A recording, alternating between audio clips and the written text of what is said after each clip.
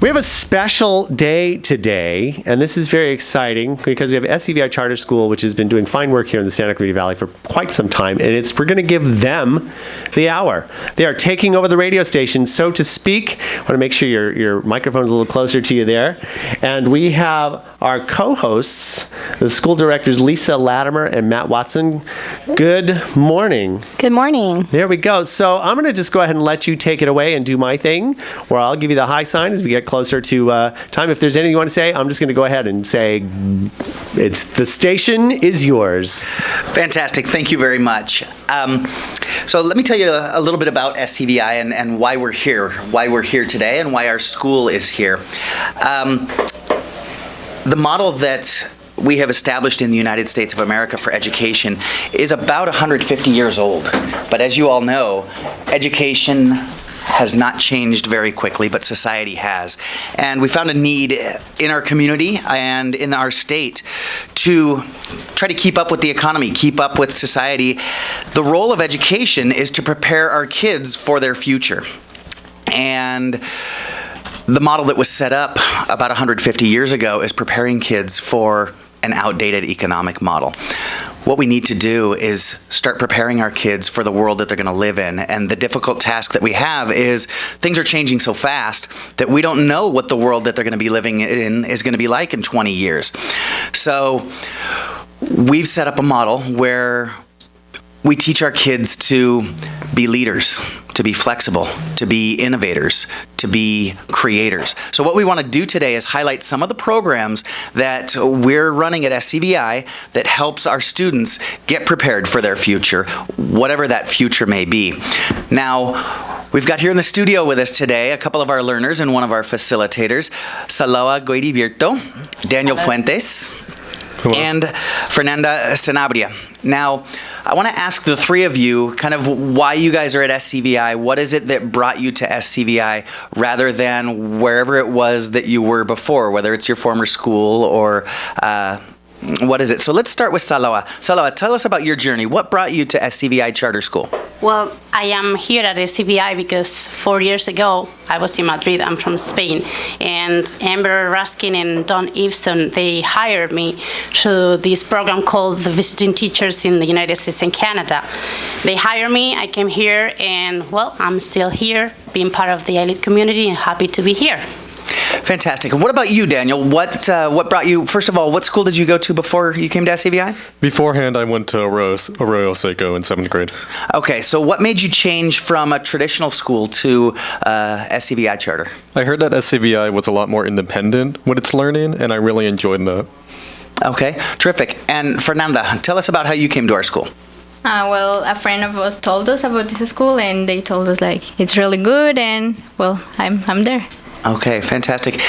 Daniel, let me ask you, you've been with our school for a few years now.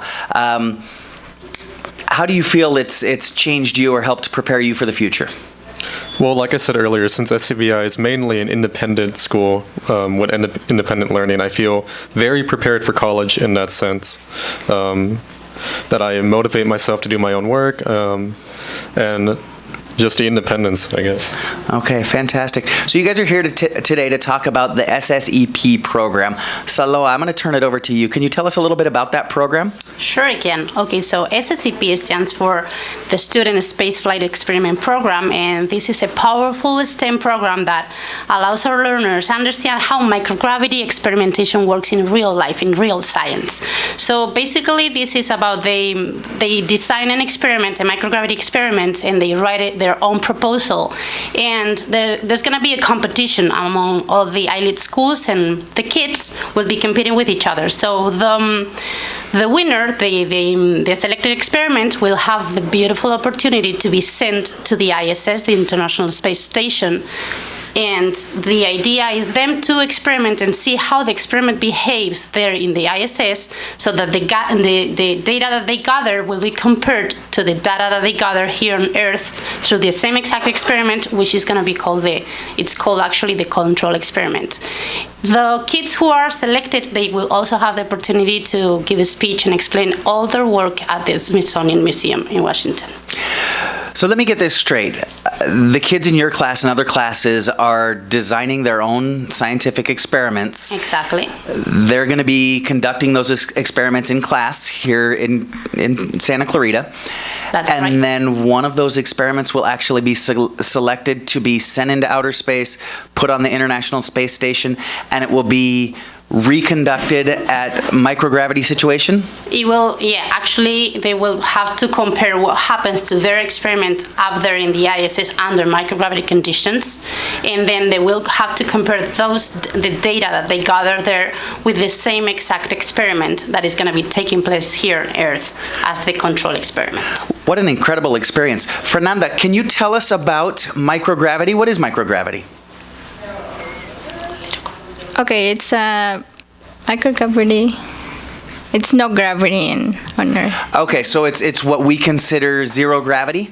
Yeah. Okay, so the experiments are going to be conducted here on Earth where we have our normal gravity, and then be conducted in the space station where there is what we would consider zero gravity. Exactly. Okay, what an amazing program. Saloa, can you tell us how this program came to our school? Yeah, sure I can. So the project came to our school because one of our elite school leaders, Kathleen Fredette, she, with a lot of enthusiasm, she brought it to us. She introduced the project to us, and I believe she saw that there was like a huge educational potential in the project, and SCVi saw that too, so that's why we decided to take that challenge. And right now we have the high school team fully involved in the program, and we have the science facilitators collaborating with the English facilitators, and as well as some of the middle school kids who are working with us on the project. So it's not just a project that you're doing in your class, it's a fully integrated project with several different disciplines across multiple grade levels. Exactly. Well, fantastic. We're going to talk a little bit more about the program when we come back, so if you would stick around, we'll talk to you soon. All right, this is a special edition of the Hometown Morning Show, 9 o'clock hour with SCVi. Having taken over the radio station, we'll be right back after this. Welcome back. This is Matt Watson, Upper School Director with SCVi Charter School in Castaic. We're here in the studio today talking about the Sscp program with a couple of our learners, Fernanda and Daniel, and their facilitator, Saloa Guidivirto. And before the break, we were talking about what the program is and how it came to our school.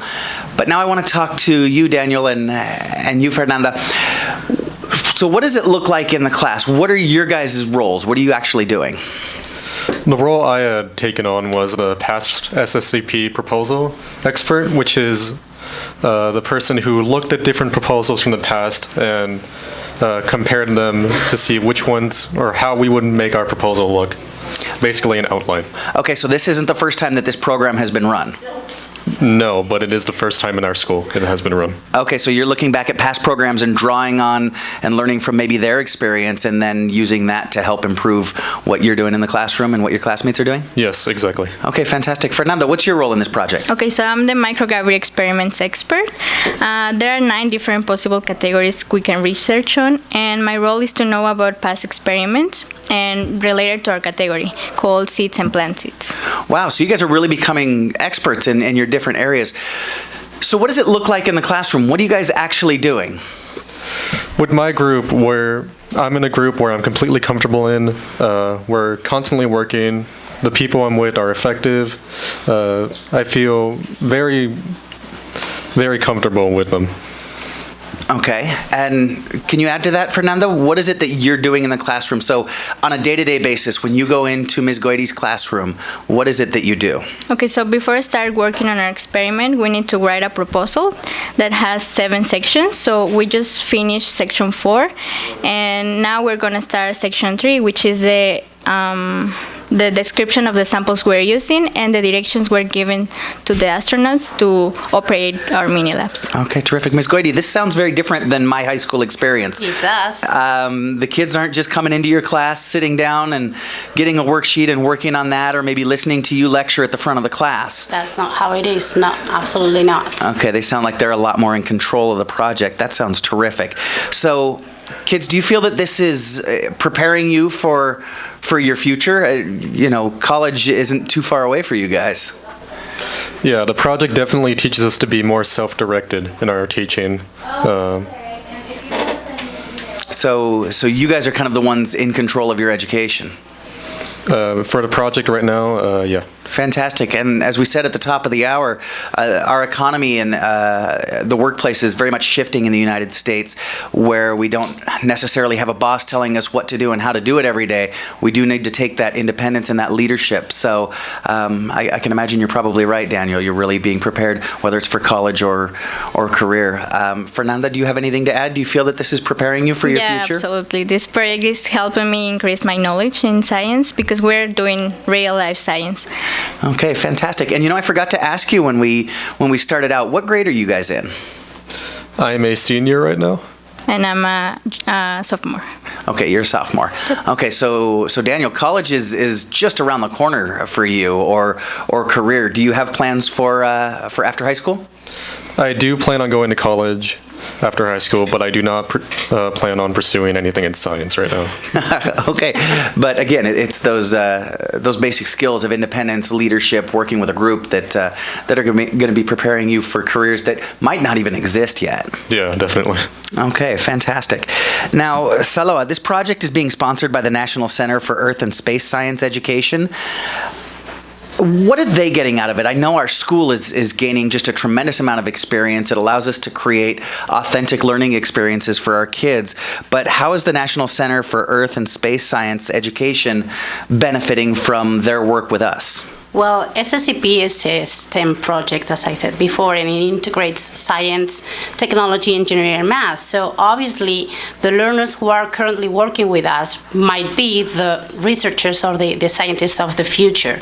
And even as Daniel was saying, even if they're not so into science, they might be the ones who are running major projects at any other field. So I believe that the sponsors have very clear that investing on this project and it's a way to provide the kids with the opportunities they deserve to learn how to research or just move science or the science world more forward. Absolutely. How exciting that the kids get to be part of moving things forward. In the news we hear all the time about how we're exploring Mars and we're doing these amazing things, working with other countries in the International Space Station. It's so awesome that our kids get to be a part of that, and who knows what the experiments that we're going to be sending up into space are going to do to change what we understand and how we understand that. Yeah.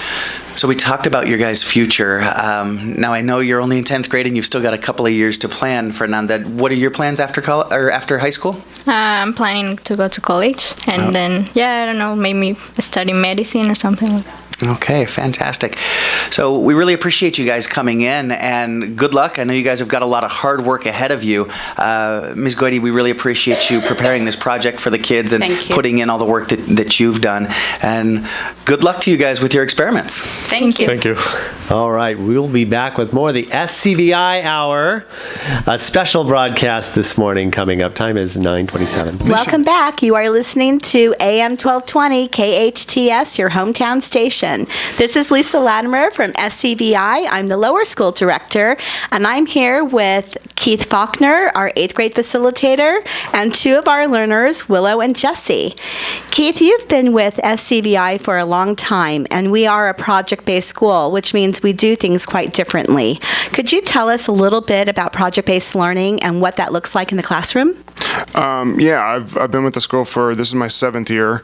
I taught 5 years at a traditional public school. I like this experience a lot better, specifically because of project-based learning. What that looks like in the classroom, it's giving the kids real-world experiences and gearing the assignments and work towards things that they're interested in. So we might start with a broad range topic that we need to cover, that's standards based, and they're going to take it to their own unique way and looking at it from their own unique perspective. So that takes the form of writing, building, researching, all those kind of facets. It's some things we can't even think of because it's going to depend really on where the learner takes it. So project-based learning in a nutshell is really looking at it real world and with the kids' interests. That's the best way I can describe it. And what does that look like in the classroom? Is it a typical classroom where they're sitting down, or there's quite a lot of movement going on? To the untrained eye, it might look like what we call controlled chaos. So if you walk into a PBL room at first glance, it's gonna look a lot different than a typical classroom. As a humanities facilitator, I actually do very little lecturing. Getting into history topics, it's more about the learner's self-discovery. I see my role as more guiding their research because there's just a lot of garbage out on the internet, and I see my role as helping them sift through that and find information that's going to be pertinent to them. So we focus a lot of attention on that aspect that's directly taught. But I do very little lecturing. The desks are not in rows. They take on many different shapes and sizes. I mean, they'll be around the perimeter. We might just move the tables out of the way and sit on the floor, chairs in a circle. It really does vary depending on the needs of that day or that particular project. Now, you are working on an amazing project. It's a legacy project. You've done it for the past 4 years? Yeah, this will be the 4th year. And it's our Civil War project. Can you tell us a little bit about that? Yeah, it actually got started the first year with a facilitator, Aaron Acquaviva, asking the learners a question about how they wanted to tackle the Civil War, and they immediately thought of a reenactment. And I'm sure many of the listeners out there have either seen or heard of Civil War reenactments, and this is a little bit different. Actually, it's quite a bit different. We call it more of a living history day. There's a lot of work that goes into it, leading up into it, but essentially, they're living life in the 19th century. So that's going to take on the shape. There is a reenactment involved. So there is a battle demonstration. That's part of it, but it's not the whole story. There's dancing. They're putting on demonstrations of their 19th century innovations that they're researching. So we're tying in science. They're looking at the science behind the telegraph or the science behind an ironclad warship. And they're really digging into what life was like for people at that time. They create a fictional persona based in history. So some will portray actual characters like Lincoln, Jefferson Davis, for example, but much of the other personas are created. So they're really having to dig deep and look at that deeper learning aspect by finding out what life was like for that person. They connect their stories to each other, which is really fascinating because they really start to dig in with that and look at each other, and they're really getting interconnected. So it really becomes like a family within the classroom. So that's one part that I really love about it. And when I see kids get excited about history, because that's my passion, I start to get really excited too. Jesse, you are in Mr. Faulkner's class right now. Why are you excited about this project? I'm very excited because I have been watching, for the past couple of years, I have been going to these Civil War reenactments or Living History Days, and it has gotten me excited because I like the idea of taking on a character or taking on a different persona, and so I've been excited to research about it and find my own character. And Willow, you did it last year. What did you gain from that experience? I've gained a lot of real-world experiences and capabilities. I've actually used some of it in my extracurricular activities. I had to create the bus schedule for the kids going from our school to the reenactment, the Living History Day. I helped at the shop. Yeah, lots of things I've been able to use in my actual life. So you scheduled all the buses to bring the entire school to the Living History Day? I had some help, but it was a lot of my work. That's wonderful. Yeah. That's wonderful. And Jesse, do you know what role you're going to play? Right now, I have been researching in the more southern ladies, like that sort of region, and I'm looking into being a Southern belle, or yeah. And Willow, what did you do? I put on a dress and was a woman of the time. I think I was a Northern belle, not a Southern belle, but that was my role. But I did work at the shop. I wasn't just dancing or doing any of that. I was more working with the other people in the reenactment. Thank you. Keith, when is the next Living History Day? When's it coming up? It'll be June 2nd. It's a Thursday. It's open to the community, and it's at Rancho Cumulus Museum on Highway 126. Thank you very much. And we'll be back. This is a special edition of the Hometown Morning Show at SCVi, taking over the hour and doing a very good job. We'll be back with more right after this.